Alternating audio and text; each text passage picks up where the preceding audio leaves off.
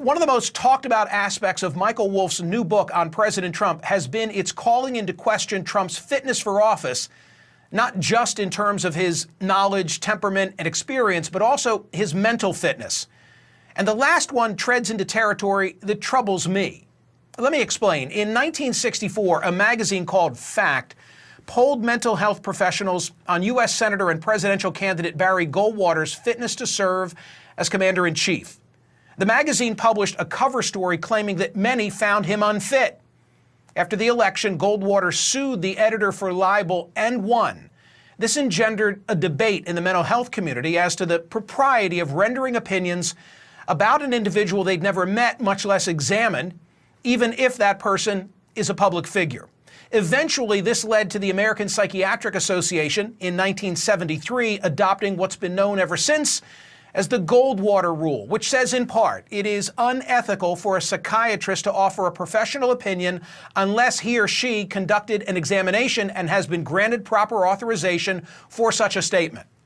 The rule has been in place and was largely respected for more than 40 years until the candidacy and election of Donald Trump.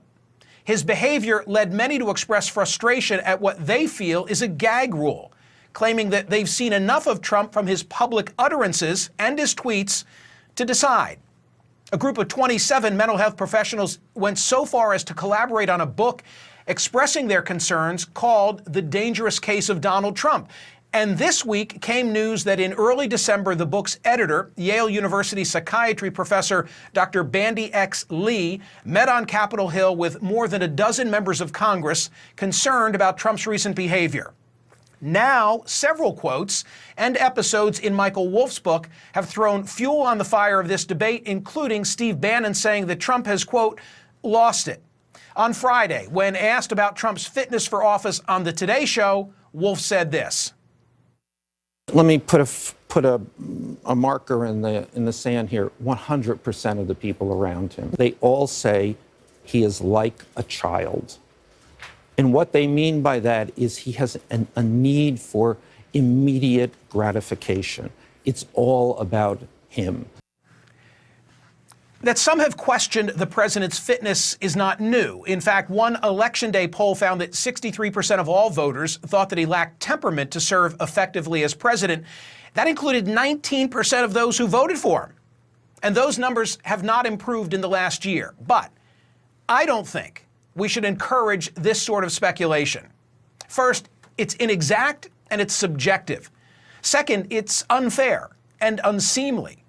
Just as I said it was when some speculated about what ailed Hillary Clinton when she took a stumble on September 11 of 2016. I don't distinguish between mental and physical in respecting privacy. But more importantly, I'm uncomfortable with the idea of getting rid of the Goldwater rule, which was imposed for a purpose. It wasn't fair to Senator Goldwater that he was the subject of armchair diagnoses. We'd set a dangerous precedent in allowing our public servants to be diagnosed by lay people or professionals who've never met them professionally. We might discourage some from seeking public service. And had this always been the thinking, we'd also have denied ourselves many fine public servants if we precluded those with mental illness, Lincoln and Churchill among them.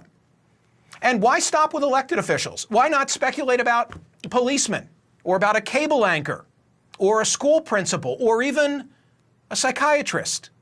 Not only is that unfair to the person being spoken about, but it's unfair to those who are dealing with mental health issues to have their very real diagnoses become political fodder.